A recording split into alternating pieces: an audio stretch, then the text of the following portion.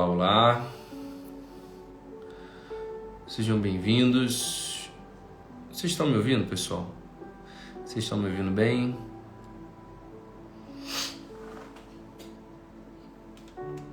Me digam, por favor. Eu não sei porque sempre que eu entro aqui no Instagram ele dá uma travadinha rápida.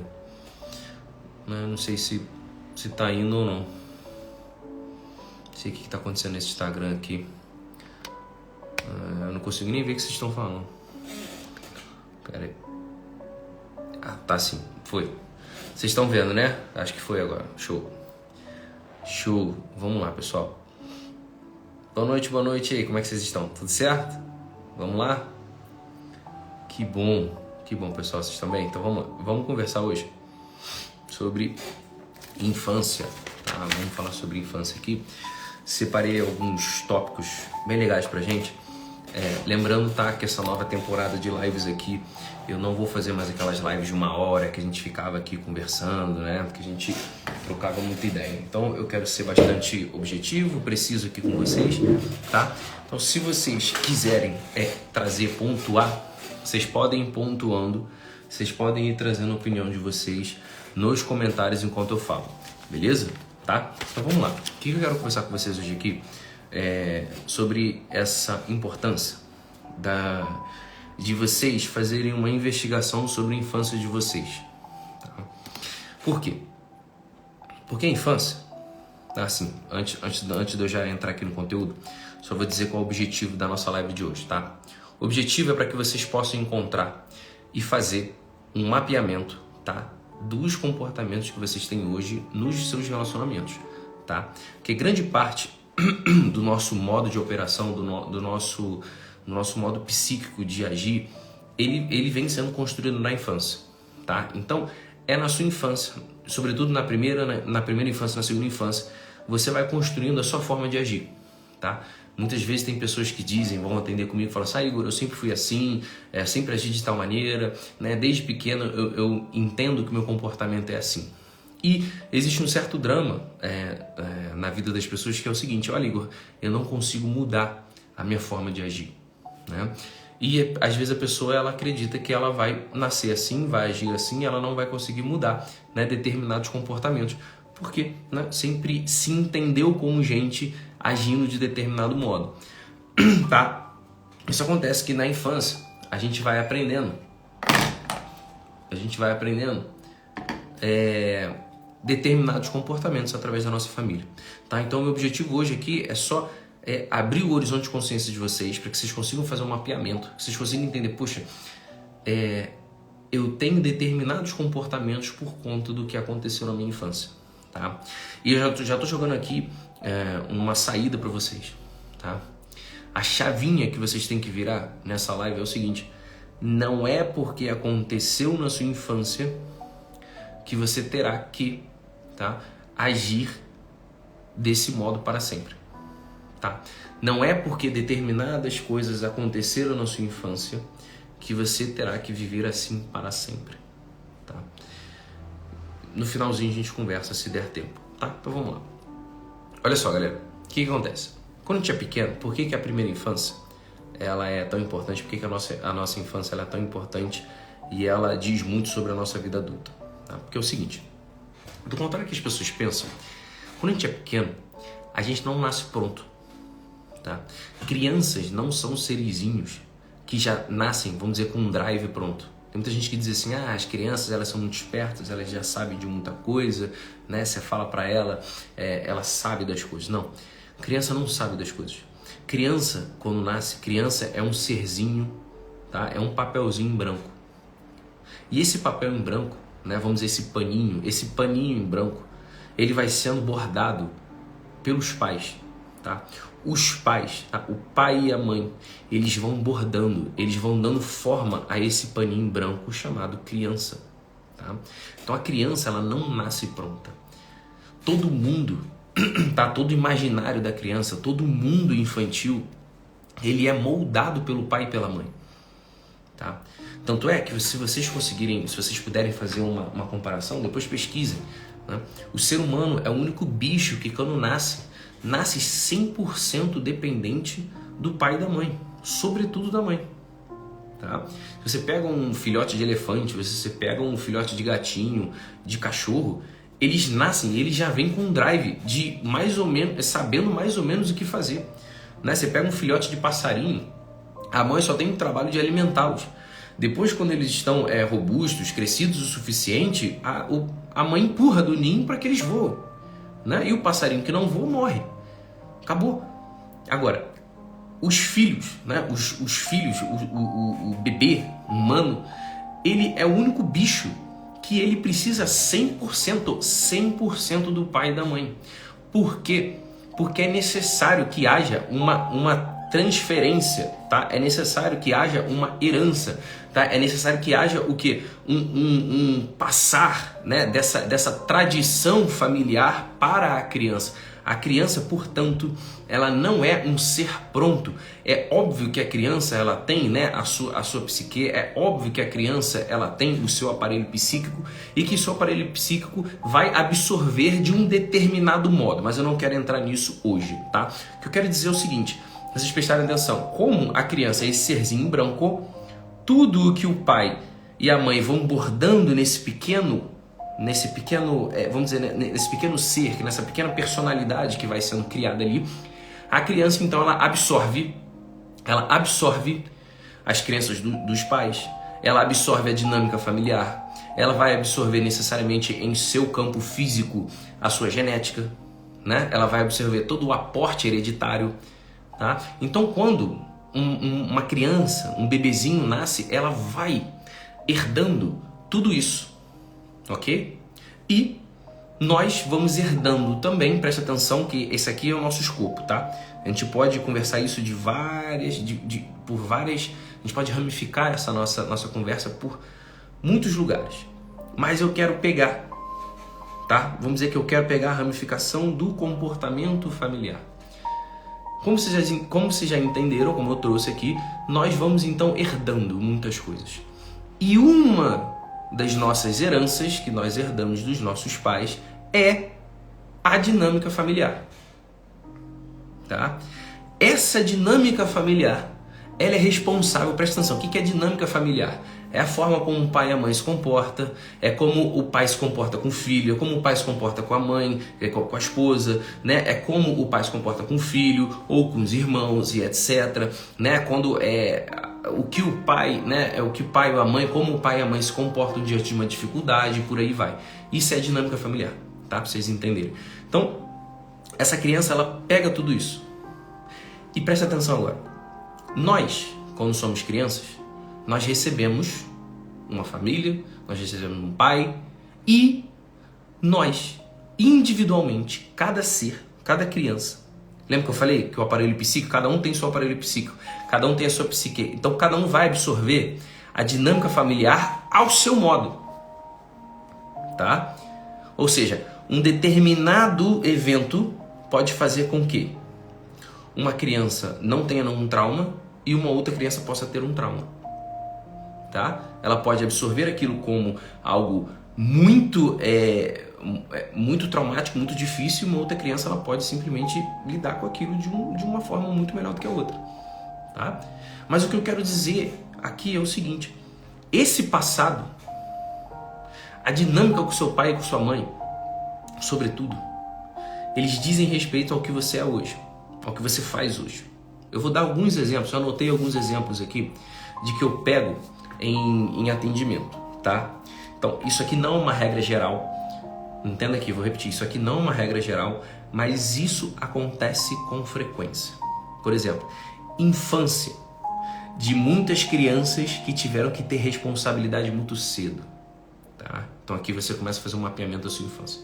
Crianças que tiveram que ter responsabilidade de adulto muito antes de passar da sua fase de brincadeira, da sua fase de criança, geralmente se tornam adultos, tá? Com muita autocrítica.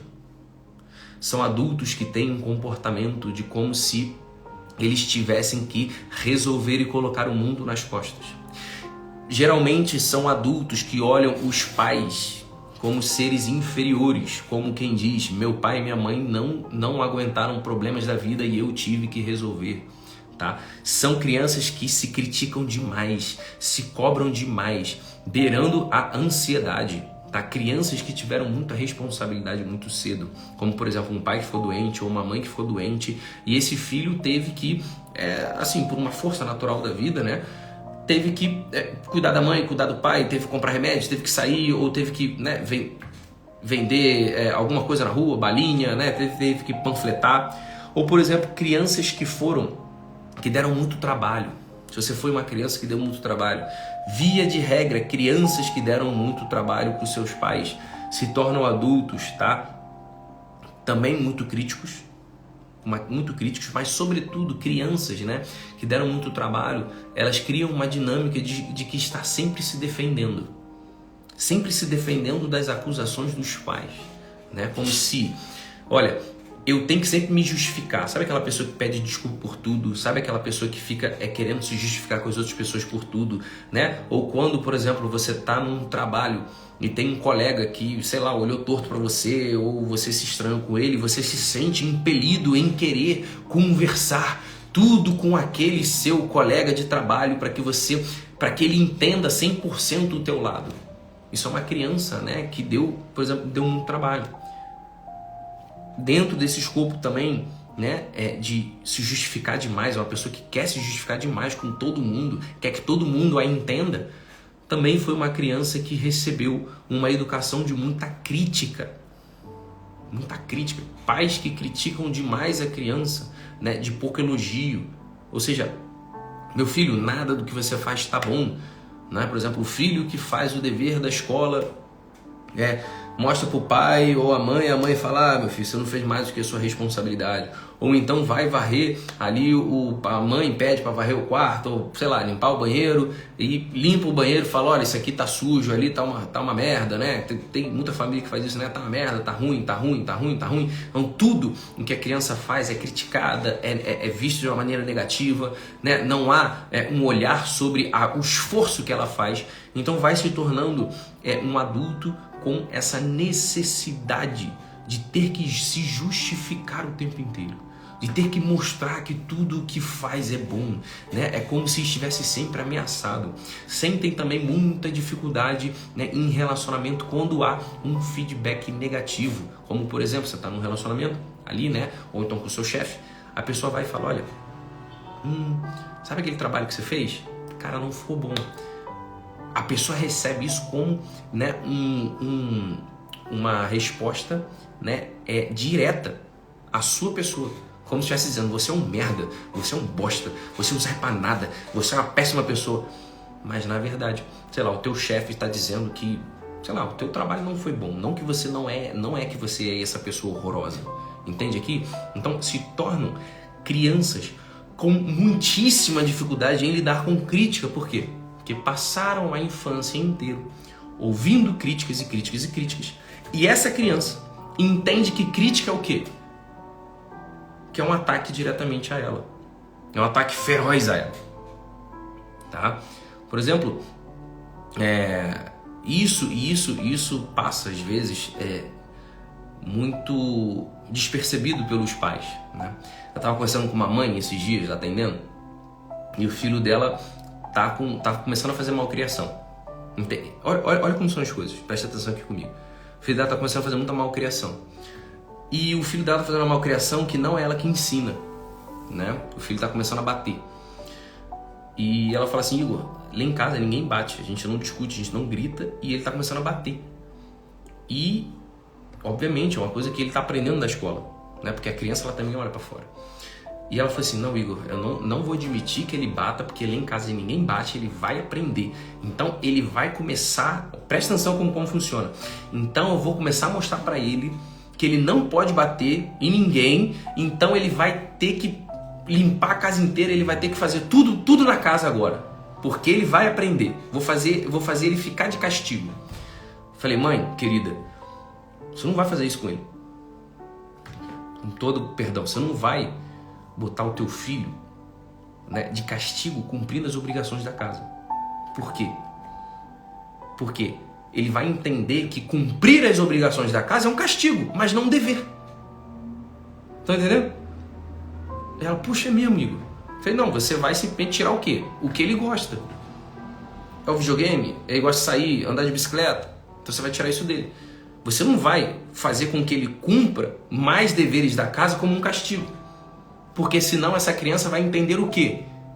Que cumprir as responsabilidades da casa é um dever, é uma punição.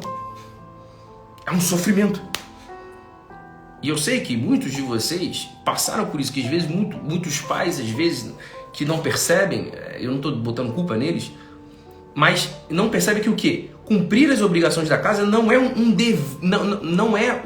uma punição, não é um castigo, mas que é um dever que vai fazer com que você se torne uma pessoa melhor. Tá entendendo aqui?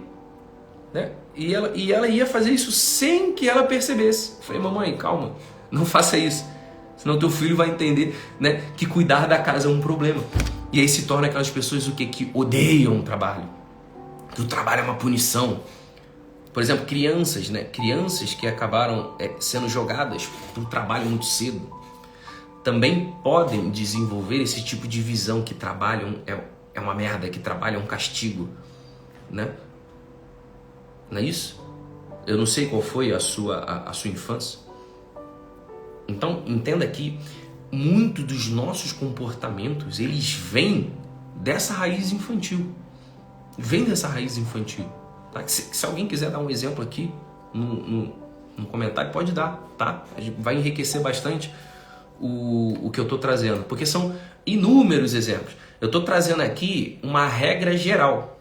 Não que necessariamente isso você tenha que agir desse modo, tá? Mas é que isso é o mais comum, beleza? Estão conseguindo compreender o que eu estou trazendo? Tá? Então, a dinâmica, isso aqui é muito importante. Deixa eu falar também que isso aqui é importante. Um trauma, o que é um trauma infantil? Ou qualquer outro tipo de trauma. O trauma é quando a gente não consegue achar recursos. Presta atenção aqui. Quando a gente não consegue achar recursos para lidar com uma determinada situação. Tá? Por que a maioria dos traumas eles acontecem na infância? Sobretudo perto ali dos 7, 10, 11, 12, 13 anos ali. Que é quando a gente começa, né, a desenvolver mais a nossa personalidade, quando a gente começa a desenvolver mais as nossas faculdades humanas. E quando acontece uma situação, e você, quando criança, a gente não sabe o que fazer. A gente meio que trava, sabe quando a gente trava, da tela azul? Isso é ali que é gerado um trauma. É ali que é gerado o seu problema. E é ali que é como se emperrasse a sua engrenagem e não fizesse todo o conjunto funcionar de modo adequado. É ali que gera trauma. Quando uma situação difícil, você não sabe o que fazer. Como, por exemplo, traumas muito comuns. Mãe que sai de casa e some. Pai que sai de casa e some. Um pai alcoólatra, uma mãe alcoólatra. Ou um pai que batia na mãe, né? Ou a mãe que traía o pai e a criança viu e não soube o que fazer. Meu Deus, eu vi a minha mãe traindo meu pai com um vizinho. Meu Deus, o que eu faço? Ou então uma criança que fala uma traição no meio da família e a família inteira fica sabendo e a criança fica, meu Deus, o que eu fiz? E aquilo fica preso nela. Isso é um trauma. É não saber o que fazer diante de uma determinada situação. E esse trauma faz com que você fique preso nesse comportamento, né? Por exemplo, traumas que são muito comuns, né? Já na fase adulta, pra gente abrir um pouco mais sobre essa questão de trauma. Relacionamento, por exemplo, a pessoa vai casar, tá noivada, e aí descobre uma traição antes de noivar, né? Ou então todo relacionamento que tem com alguém, a pessoa só quer sexo e depois vai embora, né? E vive aquele círculo vicioso e que parece que você não sai daquilo. Isso é uma espécie de trauma, isso é uma espécie de repetição. Ou seja, a pessoa não sabe se comportar de uma forma diferente. Tá entendendo aqui? E começa a gerar esse vazio no peito. Você começa a se questionar, poxa, parece que a vida é só isso. Parece que a vida é só esse o problema. Parece que eu só repito isso. Vou dar um exemplo de uma outra paciente, né? Muito comum. Que ela só se envolvia com homens que só queriam sexo. E ela só conseguia perceber relacionamento com homens que só queriam sexo com ela. E investigando toda a vida dela, presta atenção, investigando toda a vida dela, a infância dela foi de abuso sequentes, subsequente, assim, direto. Um abuso atrás do outro. A mãe tinha que sair para trabalhar, o pai tinha que sair para trabalhar, ela ficava numa vilazinha, e era uma vilazinha onde os vizinhos, bem que sabe aquelas vilas que, pô, você olha por cima do muro, você já vê 3, 4 casas, já vê a janela, todo mundo tá fazendo. Então o que acontecia? Os vizinhos entravam, né? Aí eram meninos mais velhos, meninas também, e ficava aquele bololô todo. Ou seja, o que ela aprendeu? Qual foi o dinamismo psíquico que ela teve? Que relacionamento, lidar com outras pessoas, é somente pela via sexual. Ou seja, para eu me relacionar com alguém, para eu poder começar a falar com alguém, tem que ter sexo no meio. Porque se não tiver sexo no meio, não é o quê? Relacionamento. Não é conversa. Isso foi o que ela aprendeu na infância. E quando a gente chega na vida adulta, a gente começa a se questionar, porra, mas é isso mesmo? Ou algumas pessoas sequer conseguem se questionar. Tá entendendo? E isso é muito importante. Por que eu tô falando isso pra vocês aqui? Porque vocês têm que começar a se questionar uma coisa que eu falei pra ela. Falei, olha...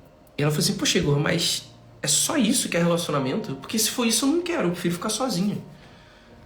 E eu perguntei pra ela, você acredita que relacionamento é só isso? Você tem que transar com a pessoa primeiro, pra depois você conversar com ela?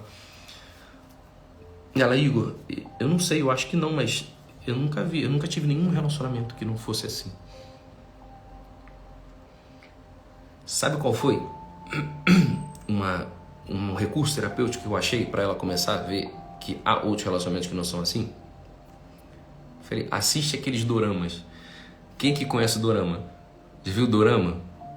Que são aquelas séries coreanas que são românticas, que demoram quase uma temporada, 2 temporadas inteiras para os protagonistas darem um beijo, para eles se encontrarem. Já viram? Vocês já viram essas séries? Aquelas de romance, que são negócio assim,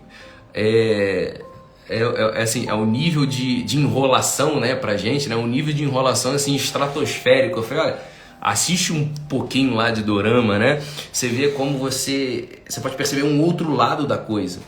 Porque é claro, o sexo, a depender do tipo de relacionamento, ele faz parte do relacionamento, mas é que ele não é, vamos dizer, o início do relacionamento, né? O sexo é o final, é a coroação do relacionamento. E como ela teve esse trauma de infância, ela inverteu o processo, né? Por uma série de abusos. E que ela nem percebia como abuso, criança nem percebe como abuso. E entendeu isso depois. E começou a repetir esse comportamento. Né? Agora ela está começando a entender, pô, Igor, então quer dizer que eu posso conversar com a pessoa, eu posso, sei lá, tomar um café e não precisar beijar no primeiro encontro? Eu falei, ela perguntou, né? Isso na série existe na vida real? Claro que existe na vida real. É óbvio que a gente vive, né? Óbvio. A gente vive uma sociedade extremamente pornificada. É óbvio que as pessoas acham que no primeiro encontro você já tem que beijar e sentar na pessoa. Pelo amor de Deus.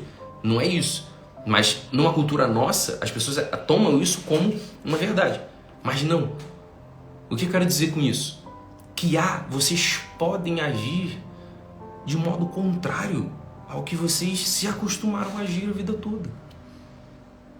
E esse é o ponto. Eu dei esses exemplos de infância, né? Eu dei esse exemplo dessa paciente que vivia de tal modo e eu mostrei um outro lado e ela está começando a perceber. E por incrível que pareça, agora ela não atrai mais relacionamentos que homens que só querem transar. Ela, Igor, impressionante, parou. Eu falei, é claro que parou. É claro que para. Porque você passa a não se comportar, você passa a não se comportar de um modo sexualizado. Porque ela se comportava de um modo sexualizado. Justamente para atrair esse tipo de pessoa. Porque foi assim que ela aprendeu. Né? Então foi assim, por exemplo, que você aprendeu a ser tenso, ansioso o tempo todo. Por quê? Porque na sua infância você tinha que resolver o problema da casa. Que na ausência do teu pai, a tua mãe ficava chorando, fragilizada, e você tinha que ir pra rua resolver as coisas e você quer botar tudo nas costas.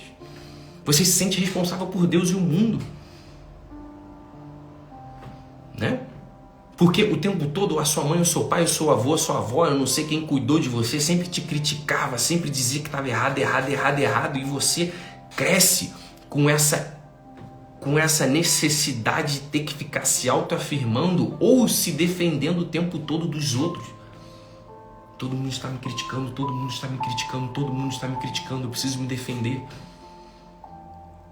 Né? Ou então você foi criado numa redoma de ouro, seus pais sempre te deram tudo, muito carinho, o tempo todo. Você acredita então que o mundo te deve tudo.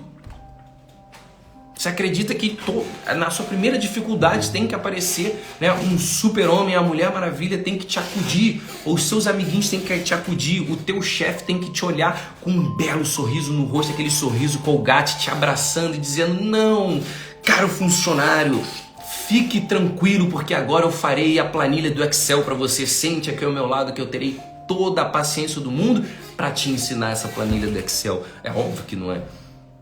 Você acredita que é assim porque a sua dinâmica foi uma dinâmica de super proteção. Como, por exemplo, né, um outro exemplo, você acredita que trabalho é castigo. Porque, como punição, seus pais colocavam você para varrer a casa, lavar a louça, sei lá, varrer o chão, estender a roupa no varal. Quando, na verdade, eles, por infelicidade, não puderam ensinar que isso é um dever e amor e cuidado para com aquilo que você tem. Então você cresce acreditando que trabalho é essa punição e não uma dignificação, né? Você não se torna uma pessoa digna pela força do seu trabalho. Entende aqui? Então presta atenção.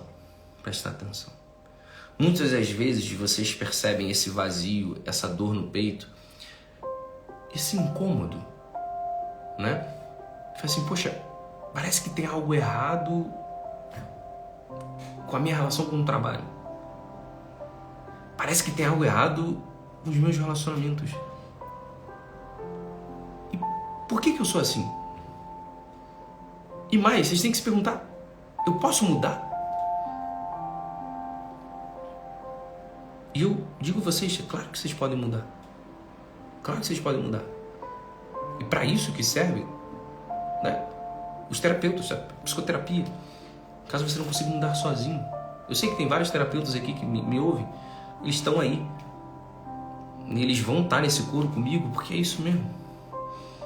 Veja, dos animais, porque nós temos a nossa dimensão animal. Um gato, presta atenção aqui pra gente finalizar. Isso aqui é uma mensagem de esperança, que sempre que eu faço uma live eu quero passar uma mensagem de esperança para vocês.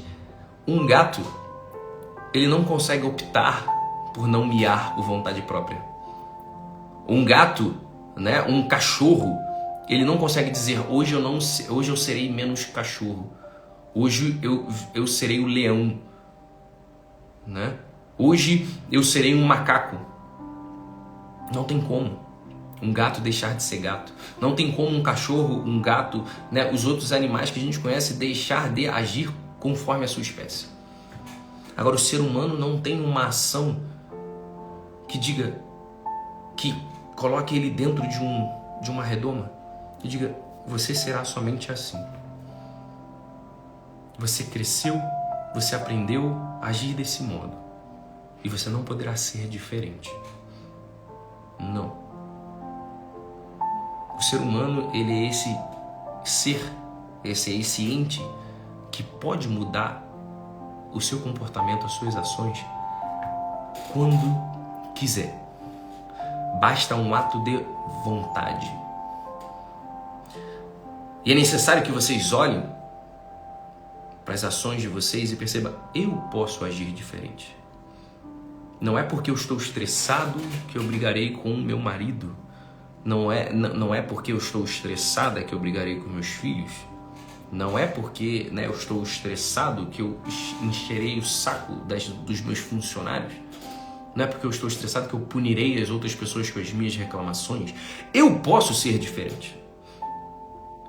Igor, mas é tão difícil. Parece que eu me auto-saboto. Exatamente.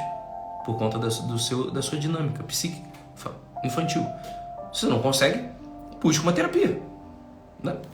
Graças a Deus, hoje terapia está sendo entendida que terapia não é para maluco. Porra, terapia não é para maluco. Terapia é simplesmente para você ser uma pessoa melhor. É basicamente isso. Você quer ser uma pessoa melhor, você quer viver com saúde mental, você quer viver tranquilo. Porque do mesmo modo que existe uma doença no teu osso, no teu músculo, né, sei lá, no teu pulmão, existe uma doença na cabeça. Por que não poderia ter? Tá entendendo? E tem pessoas que ajudam, né? E tem pessoas que ajudam. Vocês podem optar por agir diferente. Existe uma história do Maximiliano Kolbe, né? Um padre, que ele tava só pra fechar, ele tava eu esqueci o campo de concentração dele, eu não sei se era Auschwitz, acho que não era não. Ele tava num campo de concentração e ele era um padre, né?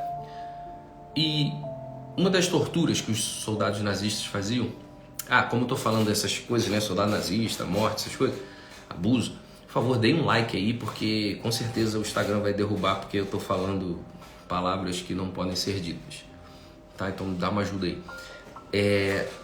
Porque é verdade isso, tá? Perde o alcance mesmo. Enfim, ele tava lá ele foi pego, né? Ele tava no campo de concentração nazista. E aí, como ele era um padre, ele não tinha filhos, né? Ele tinha somente os filhos espirituais dele. E uma das torturas que os soldados nazistas faziam era pegar, para cavar um buraco bem grande e jogar as pessoas lá dentro desse buraco. Um buraco bem grande, ao ponto das pessoas não conseguirem sair. E depois eles tampavam, tá? Então imagina um buraco bem fundo, pessoas empilhando corpos, pessoas vivas empilhando corpos. E depois eles tampavam. E não tinha como a luz do sol passar, né? Somente pequenas vias assim para passar oxigênio. E as pessoas ficavam trancadas ali durante semanas naquele buraco. Então vocês poderiam perceber assim, imagina você trancado com uma pilha de pessoas em cima de você, fazendo suas necessidades, fazendo xixi, fazendo cocô na sua cabeça, fedendo, pessoas morrendo. Era esse tipo de tortura. E nesse determinado momento, o Maximiliano Kolbe estava ali e ele viu que o soldado nazista estava selecionando as pessoas para jogar naquele buraco. E ele viu um pai de família dizendo, por favor, não me jogue lá, eu tenho família, eu tenho esposa e filhos, eu preciso voltar para ajudá-los. Eu preciso voltar para minha família. E o Max, ele viu que ele não tinha família, somente os seus filhos espirituais, ele chegou e se colocou no lugar daquele pai de família. E obviamente um soldado nazista, um coração corrompido pela maldade, e obviamente não ia ser tocado por um gesto nobre como esse. E foi e pegou e jogou o Max lá dentro, né?